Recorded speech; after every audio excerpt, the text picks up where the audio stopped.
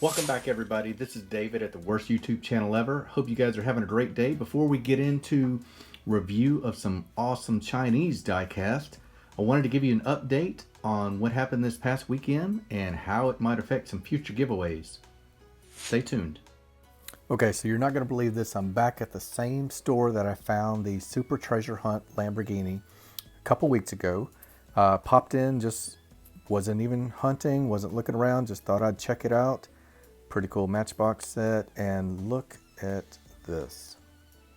Lightning has struck twice, another one, as well as, I'm so nervous I can't put it on the shelf right. Another Bone Shaker ID, a full pearl and chrome set, and 2 of the chase vehicles that went with it. Guys, I'm giving it all away in the future, even the Super.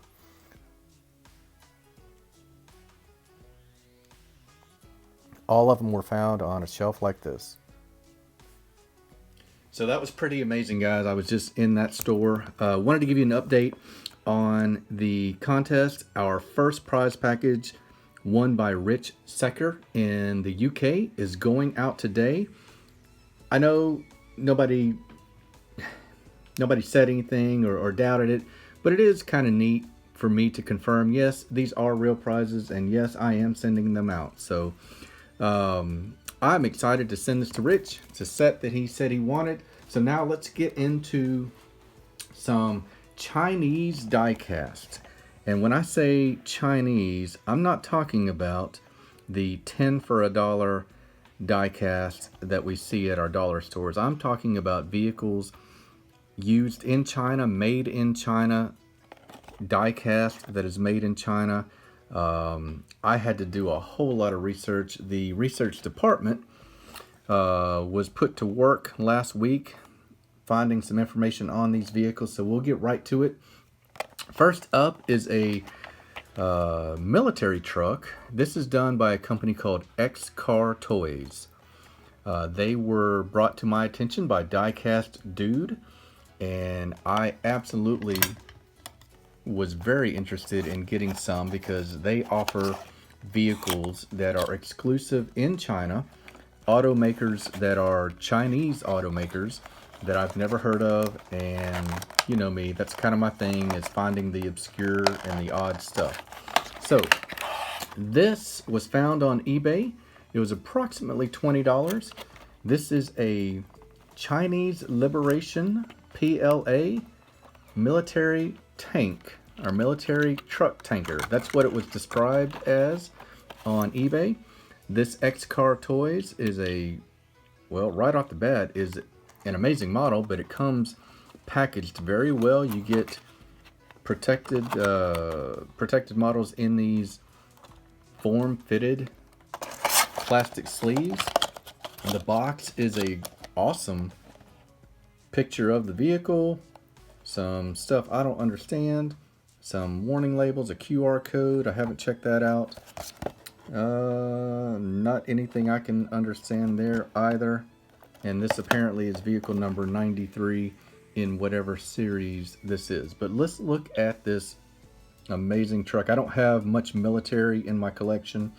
The reason I got this, honestly, was I like stuff from the Cold War era, the Soviet bloc, the really anything communist, just to be frank, just because as a kid growing up in the States, this was as foreign to me as you could get. So PLA, when I referenced the title of this vehicle, of course stands for People's Liberation Army. That is the armed forces of the PRC, which is the People's Republic of China. And also it's the armed forces of the Communist Party. And I'm sure everyone is well aware that is the largest military in the world.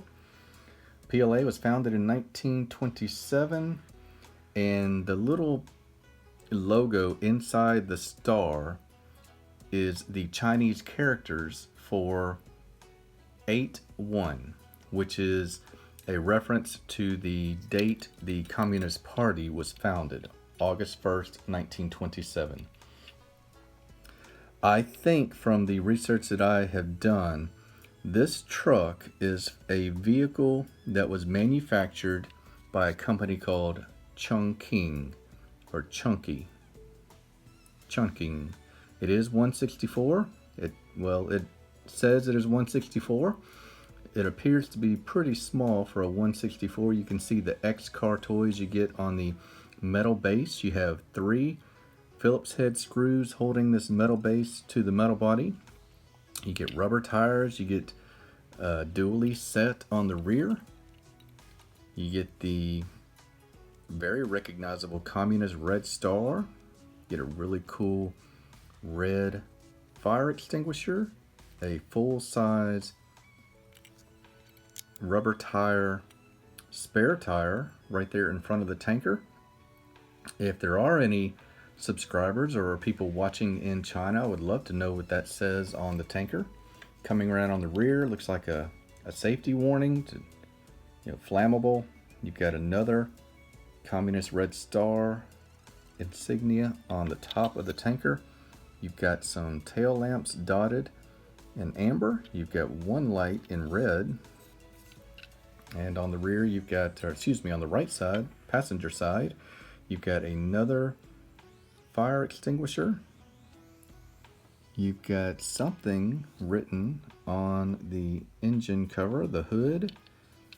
And man, just a beautiful truck. Looks like you've got lensed headlamps. I believe they are lensed. And a little bit of chrome dotting some lights on the fenders. I don't collect trucks. Had to grab this one though. And maybe the more I think about it, maybe this is true 164. This thing really rolls well. Just a beautiful, beautiful model. So this is a company called XcarToys. And that is a PLA military truck, tanker truck. Up next is another offering from XcarToys. This is an L5. They call it a limo. More of a executive or ultra luxury sedan. I guess a limo doesn't automatically mean it is a stretched vehicle. But this is an L5. So what is an L5? L5 is a car that is made by a Chinese automaker called Hongqi. Hongqi. Hongqi. So the L5 is one of their vehicles. Here's the box. I'll just do a quick cursory look. You get a picture of the vehicle. I think you've also got one here in the box. Really sharp vehicle. Now these are made by a Chinese automaker, Hongqi. And let's look at the vehicle real quick. I've got my screwdriver at the ready. So L5, what do we know about this vehicle? Not a lot. It says on Wikipedia that these were retro styled, so they've kind of got a classic look to them. This is the most expensive Chinese car ever made. It is again an ultra luxury sedan. They were released in 2013. They cost approximately $800,000 American, US dollar. It's the official state car of China and used by several members of the Communist Party, including the General Secretary, only available in China. So let's look at the vehicle. Starting on the front here, you've got a chrome hood ornament painted red. You've got the grille, you've got lensed headlamps. You see the flag poles on the fenders, done really well with a little chrome insert to put that in. You've got a license plate here with some Chinese characters in red and then L5. You've got fog lights on the bottom of the fender, bottom of the lower spoiler. And you've got this red flag logo, which will be a common theme on these vehicles, on the driver's side fender here. Really great chrome wheels with red insert. on it. I'll have to look at this on the big screen afterwards to see if there's anything on that center cap. I can't tell. You do get rubber tires on a metal base. Let's look at the base. You've got XcarToys. You've got some, nominal detail work for the exhaust system. Not a whole lot. Couple screws holding it together. And you've got some Chinese characters right there by the name brand. You've got 164, and you've got a release date of 2019.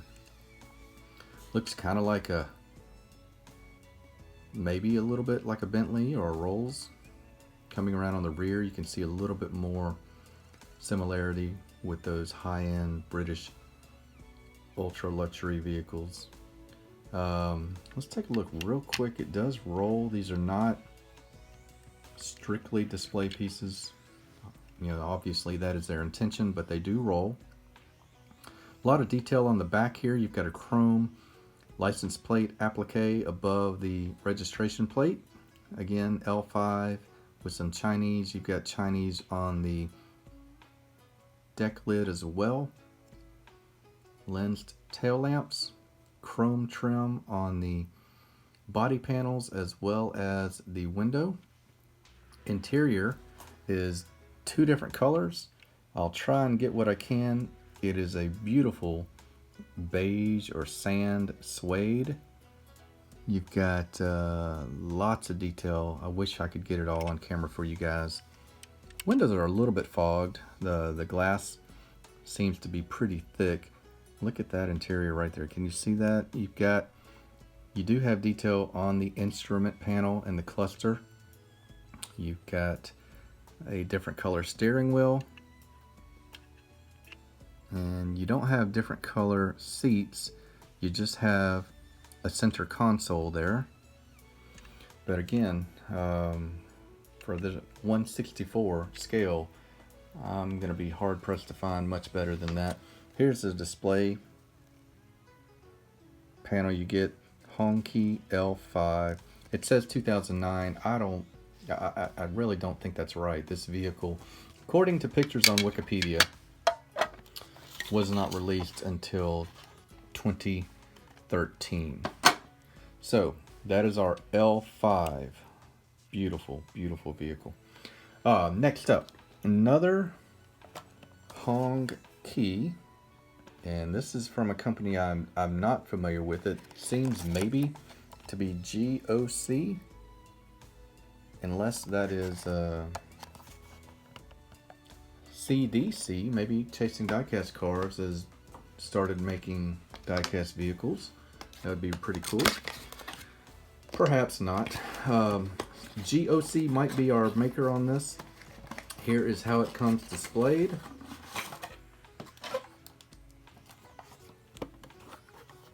In this acrylic case, just pretty much like all the others.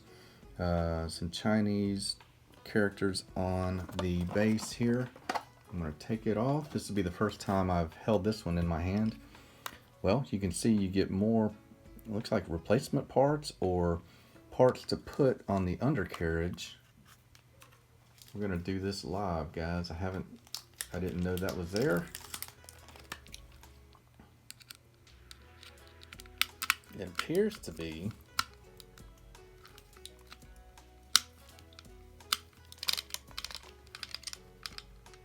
wow. So I think my Phillips head screwdriver is not turning these. We'll have to look at it on the base today.